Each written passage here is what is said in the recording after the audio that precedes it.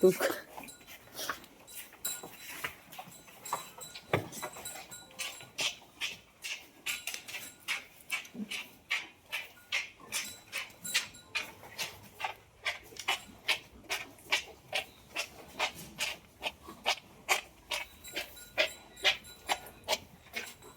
गाय माता इसलिए कर रही है दूसरी गौ माता। ये है सोनी रानी, ये है सुरभि, देखो नाम लेके इधर देखिए। और इधर ये है रामदली,